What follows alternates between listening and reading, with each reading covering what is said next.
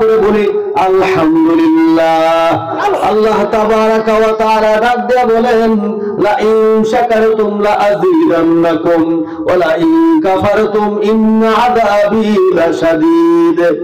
ও আমার গোলাম, আমার বান্দা, তোমরা যদি আমার পক্ষ থেকে নিয়ামত পাওয়ার পর শুকরিয়া জ্ঞাপন করো, কৃতজ্ঞতা প্রকাশ করো, আমি অবশ্যই নিয়ামত বাড়াইয়া দিব। আর যদি তোমরা কুফরি করো, কৃতজ্ঞতা প্রকাশ না করো, তাহলে মনে রাখবারে বান্দা, তোমাদের একটা কথা ভালো করে মনে রাখতে হবে, তা কি ইন্না আযাবি লাশাদীদ, আমার আযাব, আমার শাস্তি বড় কঠোর। এই যে নিয়ামত পেলাম, আলহামদুলিল্লাহ বললাম, এটার নাম শুকর না। আমার 3.5 হাত বডির শুকর আদায় করতে হবে।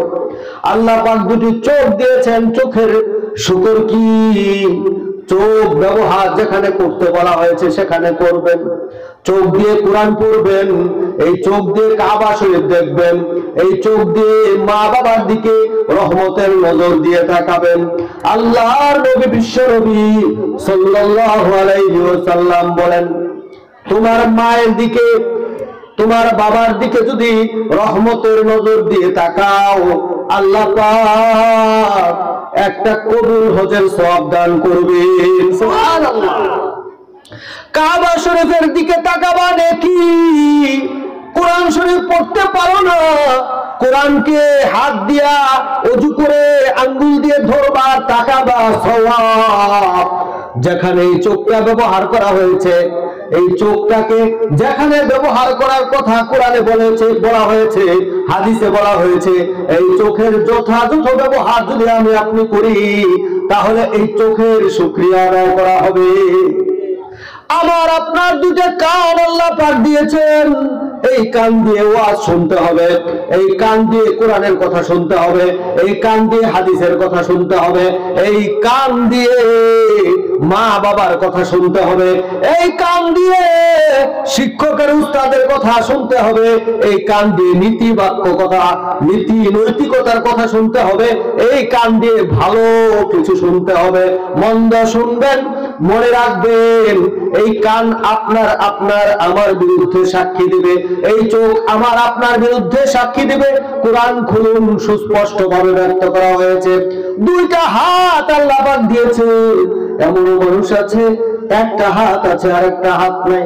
এমনও মানুষ আছে, একটু আগে আমি ফেসবুকে দেখলাম, দুইটা হাত নাই, পা আছে, কৃত্রিম হাত দিয়া কোরআন শরীফের পাতাগুলো উল্টাইতেছে। ওই লোকটা কেমন লাগতেছে বলুন?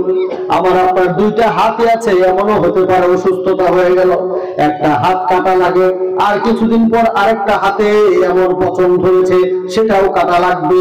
তখন আপনার জীবন রক্ষার্থে উভয় হাত কাটতে হবে। এমন লোক আছে হাত নাই, পা নাই, কিচ্ছু নাই, এমনি চলতেছে। তাদের তুলনায় আল্লাহ আমাকে আপনাকে কত ভালো রেখেছেন, এই শুকরিয়া কৃতজ্ঞতা আদায় করে শেষ করতে পারবেন না। আপনার দুইটা পা, আমার দুইটা পা সুস্থ আছে, এমন মানুষ আছে একটা পা আছে আর একটা নাই। এমন মানুষ আছে দুইটা পাই নাই।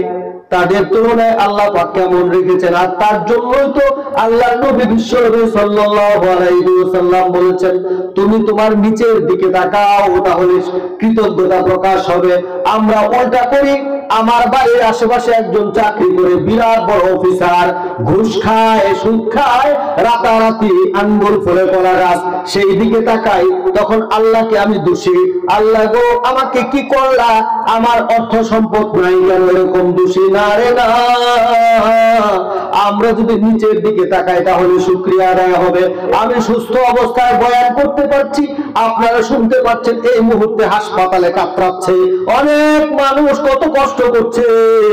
অনেক মানুষ পুরা রোগী, আগুনের রোগী, তারা হাসপাতালে কাতরাচ্ছে।